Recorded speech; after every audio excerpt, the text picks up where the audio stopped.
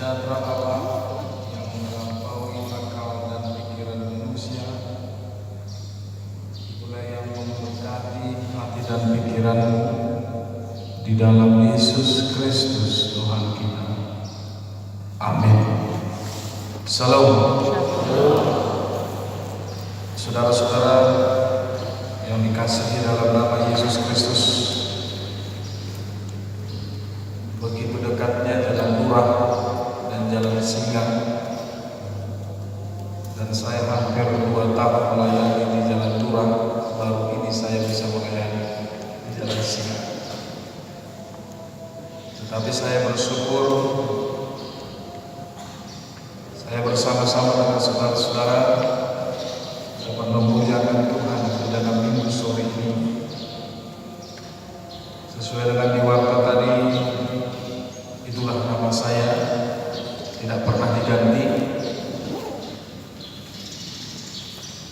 dan saya melayani di HKBP Jalan Lurah, Resort Cimahi. Firman Tuhan saat ini yang mau saya sampaikan dalam minggu kantate. Kita buka firman Tuhan dari Esra pasal 6 ayat 13 sampai ayat 18. Dengarlah firman Tuhan. Kemudian Tatnai, bupati daerah sebelah barat sungai Efrat, Syetar-Basnai, dan rekan-rekan mereka berbuat dengan seksama menurut apa yang diperintahkan Raja Darius. Para tua-tua orang Yahudi melanjutkan pembangunan itu dengan lancar, digerakkan oleh pembuat Nabi Hagai dan Nabi Zakaria bin Iddo. Mereka menyelesaikan pembangunan menurut perintah Allah Israel dan menurut perintah Kores, Darius, dan Artasasta, raja-raja negeri Persia. Maka selesailah rumah itu pada hari yang ketiga bulan Adar, yaitu pada tahun yang ke-6 zaman pemerintahan Raja Darius. Maka orang Israel, para imam, orang-orang Lewi, dan orang-orang lain yang pulang dari pemulangan merayakan penahbisan rumah Allah ini dengan sukaria. Untuk penahbisan rumah Allah ini mereka mempersembahkan lembu jantan 100 ekor, domba jantan 200 ekor, dan anak domba 400 ekor, juga kambing jantan sebagai korban penghapusan dosa bagi seluruh orang Israel, 12 ekor menurut bilangan suku Israel. Mereka juga menempatkan para imam, para golongan-golongannya, dan orang-orang Lewi pada rombongan-rombongannya untuk melakukan ibadah kepada Allah yang diam di Yerusalem, sesuai dengan yang ada tertulis dalam kitab Musa. Demikian firman Tuhan. Baik saudara-saudara yang saya kasihi dalam nama Tuhan kita Yesus Kristus, pada saat tadi saya sempat berjalan-jalan di gereja ini. Memang bukan kali ini saya menginjakkan kaki saya di gereja ini, tetapi baru saya melihat ternyata gereja ini sangat terbangun dengan mewah, sangat terbangun dengan baik. Dan sampai saya jalan-jalan tadi sampai ke atas, melihat pembangunan, melihat situasi alam, saya melayangkan mata saya di sebelah sana, terlihat ada gunung-gunung yang sangat indah untuk dipandang mata. Kemudian saya melayangkan mata saya juga di sebelah sana, saya melihat juga ada gunung, ada tempat yang sungguh sangat indah. Kemudian saya melayangkan mata saya ke bawah, di sebelah kiri dari gereja ini ada kolam ikan dan beberapa tanah yang kosong. Lalu saya melihat ke depan begitu banyaknya jemuran yang ada, ya. Jadi Jadi kalau di bawah memang agak siang saya tadi melihat banyak jemuran yang belum diangkat. Tapi itulah yang terjadi. Tetapi saya berpikir masih banyak pembangunan gereja ini yang belum selesai. Masih banyak finishing daripada sana sini dari pembangunan gereja ini yang belum terselesaikan oleh karena dana yang belum tercapai, sesuai tadi yang diterangkan oleh Bapak Ketua Panitia. Dan gereja kita ini juga dapat berdiri dengan baik. Itu semua bukan semata-mata karena bagaimana kerja kerasnya panitia pembangunan dan para penatua dan hamba Tuhan yang bekerja dan juga para jemaat yang ada di tempat ini, tapi semuanya ini adalah satu-satunya bagaimana begitu besarnya anugerah Tuhan, campur tangan Tuhan di dalam proses pembangunan gereja ini. Bayangkan, gereja ini sudah menghabiskan lebih dari 13 lebih, baru 9 dengan target 14 miliar rupiah. Kalau di gereja kami di Jalan Murah sampai sekarang belum turun izinnya. Memang kami juga mau membangun, tapi uang kami belum sampai 4 miliar, sudah hosah-hosah dan orang-orang. Nah, tetapi ketika kita mulai dari proses pembangunan, ada saksi bisu. Dan bukan hanya saksi bisu, tapi Anda juga adalah saksi mata bagaimana proses pembangunan gereja ini. Dan Anda yang tahu berapa yang Anda berikan untuk pembangunan gereja ini. Tapi lihat, kita dapat nyaman berdiri di sini. Kita dapat nyaman duduk beribadah di sini, walaupun masih dalam, ya ada yang sebagian saya lihat tadi yang kipas-kipas, ada sebagian mungkin suaranya pun yang kurang baik, tapi itu adalah bagian daripada proses pembangunan itu. Namanya juga proses. Dan kita bersyukur sebagai umat Tuhan yang ada di Jalan Singamangaraja ini, kita tidak mendapatkan sedikit pun perlawanan atau hambatan dari orang-orang sekitar. Yang paling susah itu adalah bagaimana gereja itu tidak mendapatkan izin atau tanda tangan dari orang-orang sekitar atau warga sekitar. Tapi semuanya berjalan dengan baik menurut rencana Tuhan. Dan kalaupun gereja ini belum selesai pembangunannya dan minggu depan akan dimulai dalam pesta pembangunan untuk mengumpulkan dana guna untuk kepentingan umat Tuhan, saya yakin dan percaya orang umat Tuhan sedikit atau banyaknya yang akan memberikan kepada bait suci Allah itu adalah orang-orang yang diberkati oleh Tuhan. Amin. Sedikit banyak. Tetapi mari kita melihat saudara-saudara, ada begitu banyak gereja-gereja yang tidak bisa dibangun sesuai dengan kehendak atau rencana mereka. Jika Anda membuka di YouTube, sampai saat ini saudara-saudara kita jemaat dari gereja HKBP Philadelphia Bekasi dan saudara kita jemaat dari GKI Yasmin di Bekasi, sudah lebih dari 5 tahun ini mereka beribadah di depan Istana Negara. Kenapa? Karena gereja mereka disegel dan tidak bisa beribadah.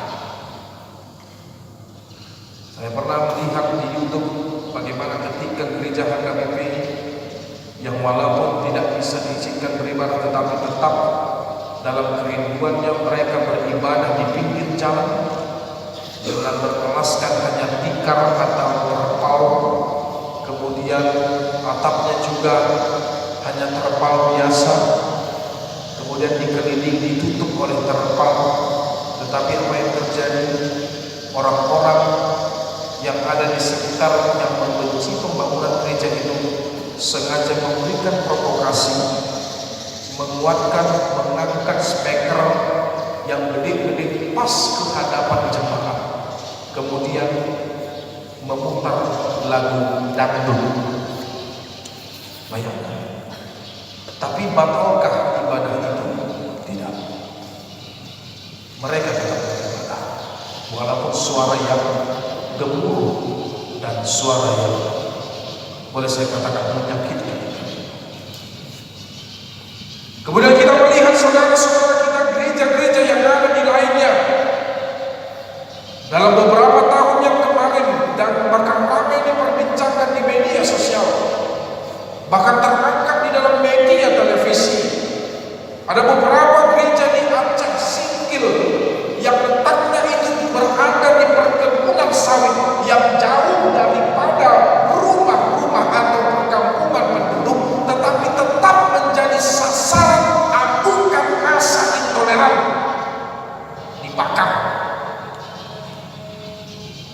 Bahkan ada dikabarkan ada seorang orang Kristen yang meninggal pada saat itu.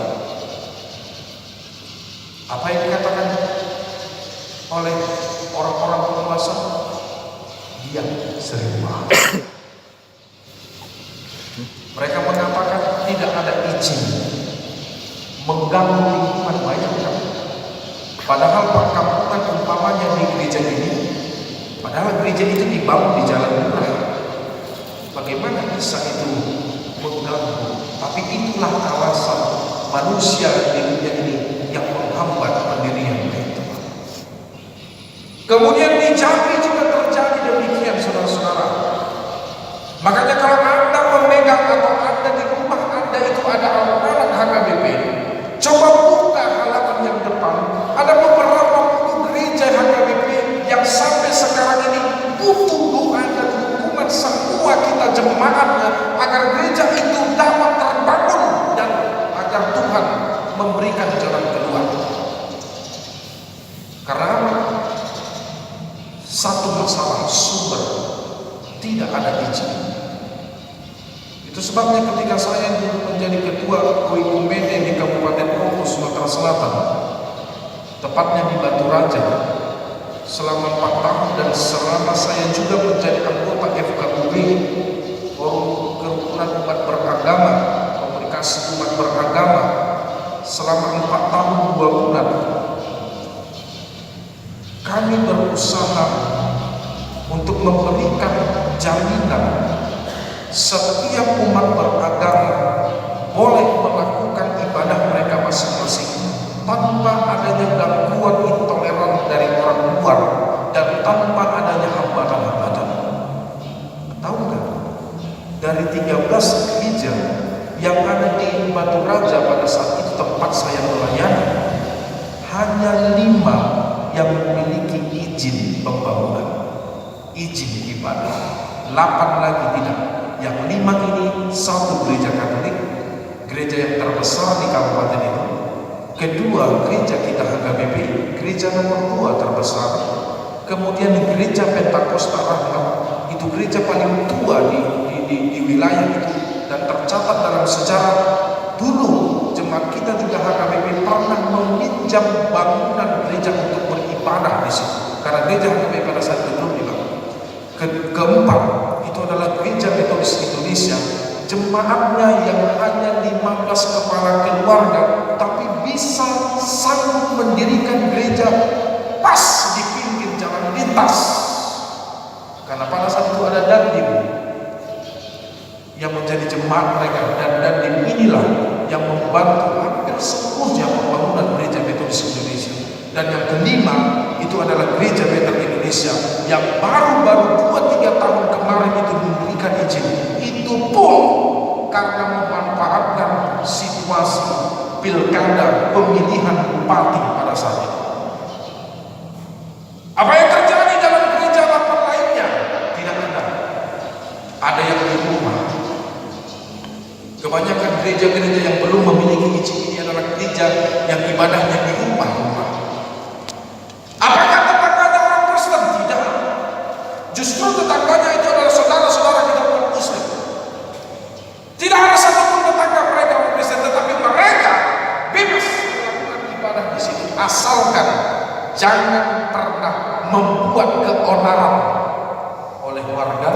setempat. Itu saja.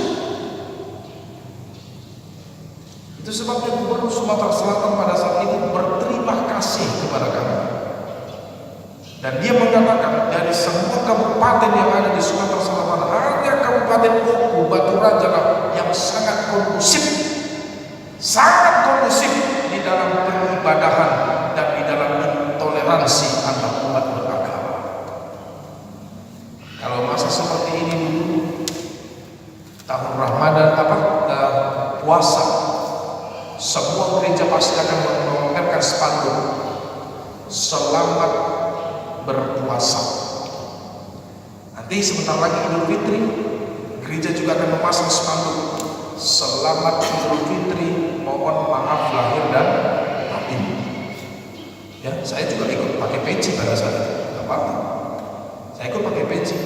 Kalau pada saat itu Idul Fitri, kami berkunjung ke rumah-rumah, berkunjung ke wakil, berkunjung ke ketua DPRD, berkunjung ke sini, berkunjung, dan tidak lupa juga berkunjung ke warga setempat. Itu sebabnya kalau masa-masa Idul Fitri pada masa itu selalu naik kolesterol saya, karena semua makanan pasti enak-enak.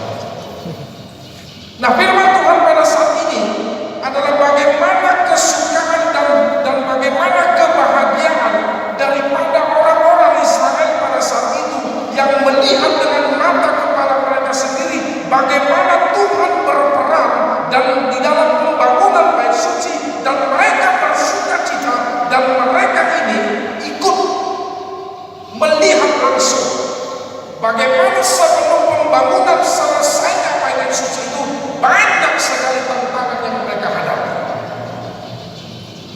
Sepulangnya bangsa Israel dari pembuangan, itu pun karena diberikan belas kasihan dari seorang raja Persia bernama Raja Kores, yang ketika itu kerajaan Persia berhasil menaklukkan kerajaan Babilonia, yang pada saat itu umat Israel masih di dalam perbudakan Babilonia. Kemudian Tuhan menggerakkan hati raja yang bernama Kores, raja Persia. Kalau Persia zaman sekarang itu Turki. Kemudian dengan belas kasihan, raja yang baik hati itu pun menyuruh agar semua orang-orang Israel pulang ke tanah kelahirannya, pulang ke Yerusalem untuk meninggalkan Babilonia. Dan pada saat itu umat Israel itu dipimpin oleh beberapa nabi yang hidup pada zaman itu. Satu adalah Nabi Esra, kedua Hagai, ketiga Zakaria. Mereka bersama-sama memimpin keluarnya umat Israel dalam 3 tahap itu, dari pembuangan Babilonia menuju ke kota Yerusalem. Tapi sesampainya ke kota Yerusalem, ketika mereka tiba di Yerusalem, apa yang terjadi, saudara-saudara? Mereka melihat bukan lagi kota yang begitu indah seperti kota yang mereka tinggalkan pada saat itu. Tidak ada satupun rumah penduduk yang berdiri pada saat itu. Semuanya rata dengan tanah.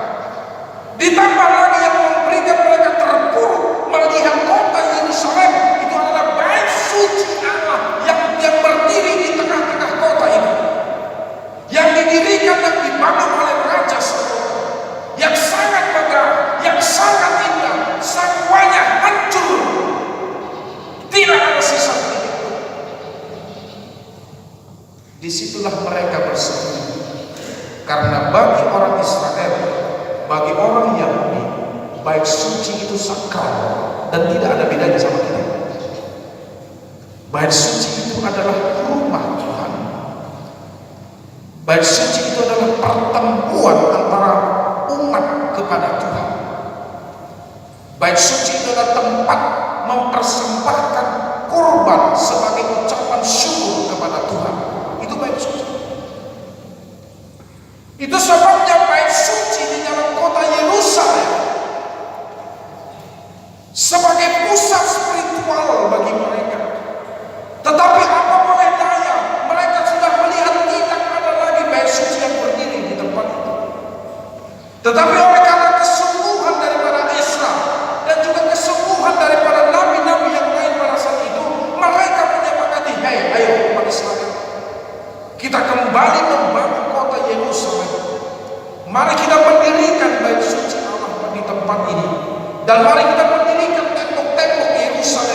sudah hancur pada saat itu. Maka mereka pun perlahan-lahan membangun bait suci Tuhan. Mereka juga bersukacita karena Raja Kores seorang Persia tadi yang telah melepaskan bangsa itu ke Yerusalem. Raja Kores ternyata ikut campur tangan atas pembangunan bait suci tadi.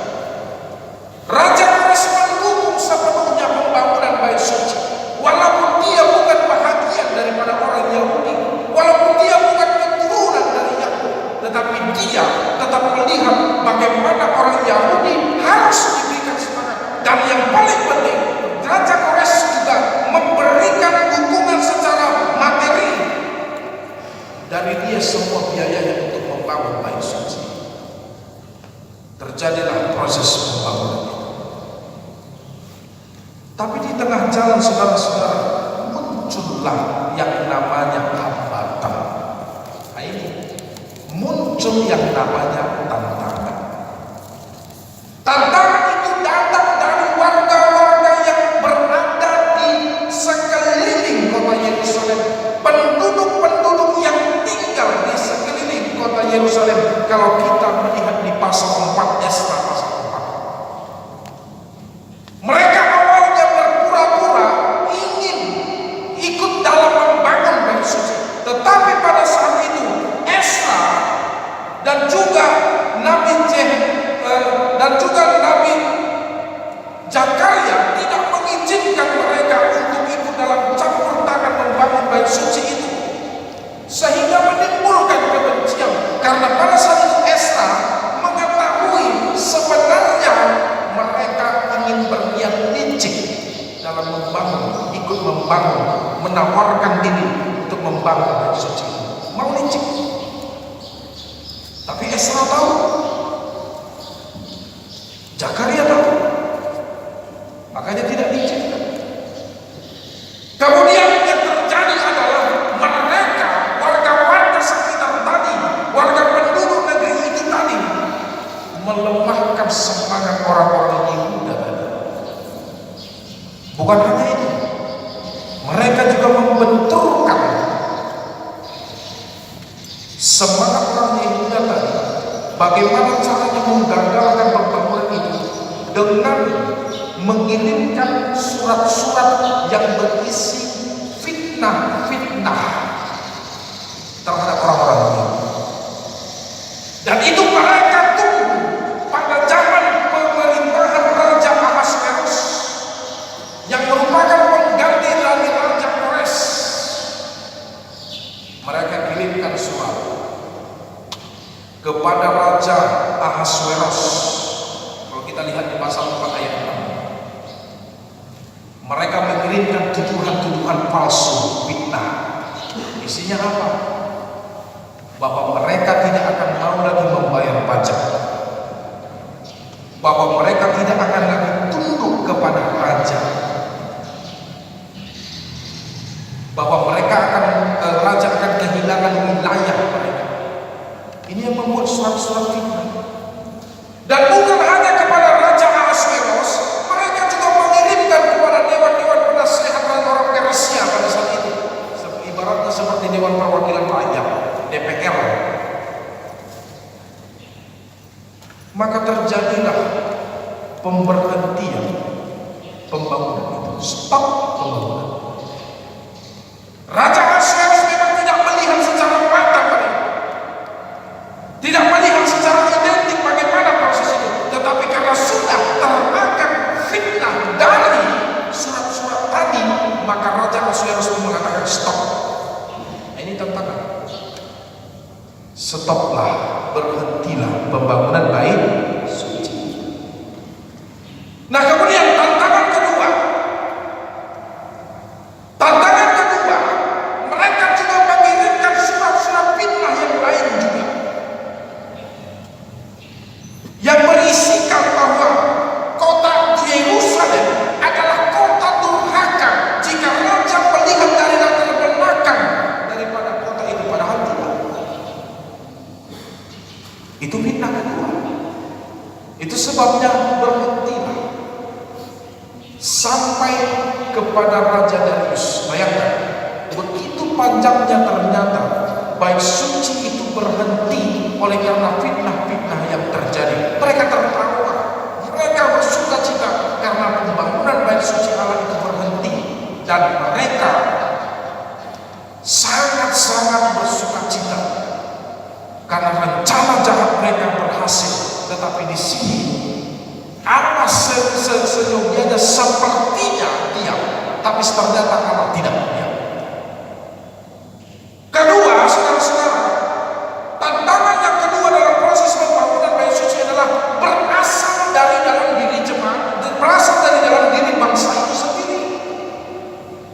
Ketika mereka melihat bahwa pembangunan bait suci itu sudah berhenti, mereka berkata seolah-olah, di mana Tuhan? Kenapa Tuhan tidak ikut campur dalam proses pembangunan ini? Mengapa Tuhan tidak melawan mereka? Kemana Tuhan? Apakah Tuhan diam? Atau apakah Tuhan meninggalkan kita? Sekarang marilah kita meninggalkan Tuhan. Kita pergi untuk menyembah dewa-dewa Baal yang merupakan dewa-dewa orang Babilonia pada saat itu. Mereka juga lambat laun melenceng dari jalan Tuhan. Nah, ini artinya yang bersumber-sumber, apalagi orang Batak ya, apalagi kita orang Batak paling mudah bersumber-sumber. Sedikit-dikit panjang mulut itu. Kalau orang Medan mengatakan muncungnya itu panjang. Ada kesalahan sedikit, dan paling fatal, Anda tahu, sakit hati ke gereja, besok berpindah gereja. Terjadi, benar nggak? Benar. Saya sudah pernah menghadapi kata-kata ini. Amang, saya mau pindah gereja katanya. Mana? Saya mau pindah ke Betel katanya. Silakan. Kenapa Abang tak menahan saya? Ngapain saya tahan kau? Saya bilang, emang saya polisi. Kalau kau nyaman di sana silakan. Tapi semua apa yang kau tuduhkan kepada kami salah. Saya bilang. Tapi kalau Anda pindah, silakan. Gak usah pakai surat pindah. Pergi saja. Saya telepon pendeta sekarang agar satu hari ini juga kau diterima. Pergi. Dengan berat hati dia pergi. AKBP gak sayang sama saya katanya. Tapi tahu nggak apa yang terjadi setelah saya pindah ke Jalan Murah, balik lagi ke AKBP. Itu yang terjadi. Murah-murah kan sakit. Kemudian ada juga yang tantangan yang ketiga adalah bagaimana mereka dengan jalan atau dengan waktu yang sangat panjang tadi menanti-nantikan kapan selesai. Tetapi waktunya ini yang dikatakan dalam firman Tuhan, waktu yang tepat selalu hadir dalam kehidupan. Pertolongan Tuhan selalu tepat dan tidak pernah terlambat. Maka pengganti Raja Ahasveros itu bernama Raja Darius. Ada yang bernama Darius di sini? Gak ada. Raja Darius itu adalah raja yang paling baik hati. Jadi cewek-cewek carilah pacar yang namanya Darius. Kenapa saya katakan raja yang paling baik hati? Karena pada zaman Raja Darius lah pembangunan itu dilanjutkan kembali. Setelah itu yang bernama bupati-bupati itu mengirimkan surat kepada Raja Darius. Yang pertama itu adalah Tatnai. Kemudian mengirimkan surat kepada Raja Darius agar Raja Darius sekiranya mempertimbangkan proses pembangunan itu kembali dan melihat di dalam kerajaan apakah ada naskah bahwasanya ada suruhan atau perintah dari Raja Kores, nenek moyangnya, mengizinkan dan mendukung raja pembangunan bait suci. Ternyata dalam firman Tuhan dalam pasal 6 ayat yang pertama sampai ayat yang ketiga dikatakan bahwa ternyata Raja Darius melakukan penyelidikan dan menemukan sebuah naskah di Ahmeta, di Bethlehem, di provinsi Media, didapati sebuah gulungan yang berisi sebuah piagam yang berisikan bahwa rumah Allah di Yerusalem harus dibangun dan harus didukung sepenuhnya oleh perintah dari nenek moyangnya yang bernama maka Raja Darius pun tidak segan-segan lagi memerintahkan semua para bupati-bupati pada saat itu mendukung pembangunan bait suci Allah, dan atas daripada perintah Hagai dan juga Nabi Zakaria pada saat itu, maka bait Tuhan pun dibangun kembali. 4 tahunlah proses pembangunan baru selesai. Dikatakan dalam firman Tuhan, sampai penghambatan itu sampai tahun kedua Raja Darius. Kemudian pada tahun kedua pemerintahan Raja Darius, selesailah rumah Tuhan itu pada tahun ke-6 pemerintahan Raja Darius. Jadi 4 tahun selesai rumah ibadah yang terkendali. Ada 3 hal yang ditekankan oleh Raja Darius untuk mendukung pembangunan bait suci. Yang pertama, Raja Darius menjamin pembangunan rumah Tuhan itu berjalan dengan baik dengan izin yang ada dari Dia. Yang kedua, Raja Darius memerintahkan semua para bupati yang membayar upeti, yang membayar pajak ke raja, dialihkan semuanya untuk pembangunan bait suci itu. Artinya Raja Darius juga ikut membiayai pembangunan itu. Yang ketiga, Raja Darius mengultimatum siapa yang menghambat pembangunan bait suci itu, dia akan digantung di dalam tiang rumahnya. Kalau kita melihat di pasal yang ke-6 ayat yang ke-11 sampai 12. Barang siapa yang menghambat pembangunan bait suci itu, 1 tiang di rumahnya akan dicabut dan akan menyulangkannya pada ujung tiang itu. Artinya disalibkan pada tiang itu sehingga rumahnya itu akan runtuh dan rubuh oleh karena dia dan tertimpa mati. Itu 3 hal yang dilakukan oleh Raja Darius. Maka bersukacita mereka, saudara-saudara. Selesai. Kebetulan peresmian rumah ibadah itu juga pentahbisannya pas bertepatan dengan hari raya Paskah yang pertama bagi mereka ketika mereka sudah keluar dari perbuatan. Lalu dengan sukacita di ayat 17 dikatakan, begitu banyaknya persembahan-persembahan yang diberikan oleh umat Israel sebagai persembahan korban syukur kepada Tuhan karena pentahbisan rumah ibadah itu. Bapak Ibu, itulah sukacita mereka. Saudara-saudara yang dikasihi Tuhan, itu sebabnya saya dari awal katakan, yang namanya bait suci, yang namanya rumah Tuhan, mari kita mendukung proses pembangunannya. Bagaimanapun proses pembangunannya, itu adalah, ingat, itu adalah karya Tuhan untuk mengingatkan kita kembali bahwasanya membangun rumah Tuhan harus diperlukan semangat kerjasama, semangat gotong royong, dan semangat untuk memberi yang terbaik bagi Tuhan.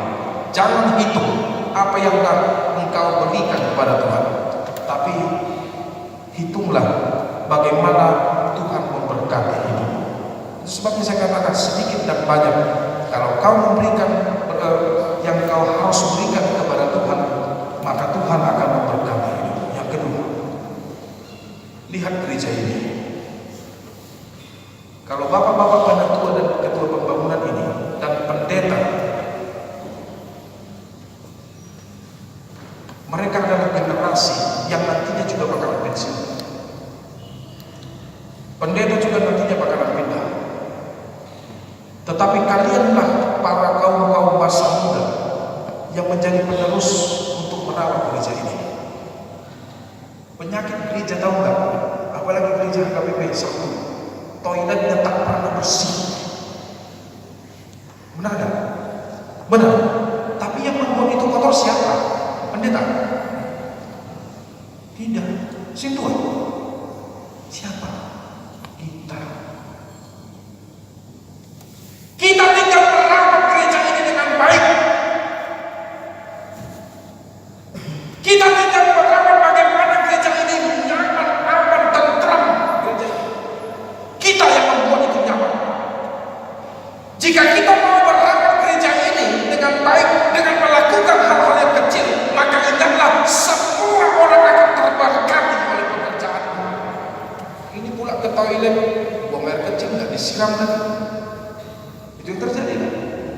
Sepertinya seolah-olah ada kok yang nantinya yang membersihkan itu. Seringkali juga di dalam gereja kita membuang sampah sembarangan, apalagi makan permen. Kalau udah ngantuk dengar khotbah saya, dimakannya permen itu, bungkusnya itu diselipkannya di kursi itu, dilipatnya kecil-kecil, baru dimasukkannya mana lubang-lubang yang ada di kursi, di situ dimasukkannya. Kalau permen karet mau buangnya kemana, terus diambilnya ditempelkannya di bawah tempat duduknya. Kan itu yang terjadi, sampah di mana-mana. Padahal ini adalah Tuhan. Kita yang melakukan itu. Apa salahnya ketika kita memakan permen, kemudian bungkusnya itu kita kantongi? Apakah rugi kita karena itu? Saudara-saudara sekalian dikasih Tuhan, ingat, ini adalah rumah Tuhan. Ini adalah rumah kita bersama. Kenyamanan beribadah tergantung daripada bagaimana Anda merawat rumah Tuhan. Amin. Amin. Setuju menjaga kebersihan gereja? Di Jalan Murah, saya selalu menggalakkan kebersihan gereja. Bahkan saya juga turun tangan dalam membersihkan gereja. Bagi saya, rumah Tuhan itu harus bersih. Jangan tutup mata melihat kekotoran dalam rumah Tuhan. Jika ada sesuatu yang kotor dalam rumah Tuhan, tidak salah engkau ikut membersihkannya. Ketiga, saudara-saudara, mari kita menjaga gereja ini dengan aman. Jangan pernah membuat kegaduhan dalam gereja. Saya ingatkan, jangan pernah membuat kegaduhan dalam gereja. Jangan membuat perpecahan di dalam gereja. Jangan. Ingat, ketika engkau melakukan itu, maka iblis berhasil merasuki engkau. Iblis tidak ada di gereja, setan tidak ada di gereja, tapi kita yang membawa iblis masuk ke dalam gereja. Contoh kecil bagaimana? Kalau ada yang main handphone sambil dengar Tuhan, itulah yang membawa iblis itu. Lagi main Facebook, lagi main buat WhatsApp, itulah itu. Kalau ada yang ngantuk, pura-pura melihat mata berkorban, mata yang lama-lama sayu.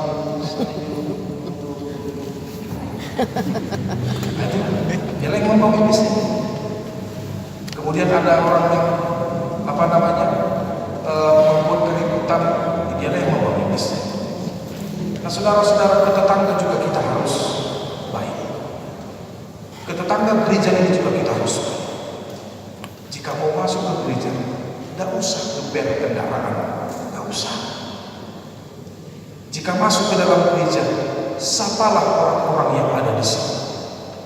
Punten, kalau orang Cimahi ini masih lembut. Coba orang Medan, cuma dilihat aja, mata lain karena melihat dia beda. Kan begitu. Untung kita di sini. Tapi kita yang menjaga itu. Kalau orang Medan banyak kali sepengalaman ke gereja pun, rumahnya di Alfamart di Simpang itu, gerejanya di sini. Tapi harus pakai mobil biar dilihat orang, ada OKB. Tahu OKB? Perkaya baru. Ada OKB baru datang dengan mobil yang baru, tidak usah. Tetapi kita lah yang menjaga. Kalau bahasa saudara-saudara yang dikasih Tuhan, mari kita menempatkan rumah Tuhan sebagai tempat beribadah. Mari kita menempatkan rumah Tuhan sebagai tempat memuji Tuhan. Mari kita menempatkan rumah Tuhan untuk menerima kekuatan dan berkat. Amin. Kita berdoa. Bapa di surga, dalam Yesus Kristus Tuhan dan Juru Selamat kami yang hidup, segala puji, hormat dan terima kasih kami sampaikan ke hadirat-Mu Tuhan. Kami berterima kasih firman Tuhan yang telah berkumandang dalam hidup kami, dalam ibadah kami hari ini. Biarlah firman Tuhan dapat kami renungkan, dapat kami pegang, dan dapat kami laksanakan, terlebih di dalam memberikan bantuan dan semangat mendorong para panitia pembangunan gereja ini untuk lebih semangat lagi, lebih di dalam pesta pembangunan pada minggu besok. Biarlah Tuhan, kami Engkau pakai sebagai saluran berkat untuk menyokong pembangunan gereja ini, agar gereja ini dapat terselesaikan dengan baik, dengan indah.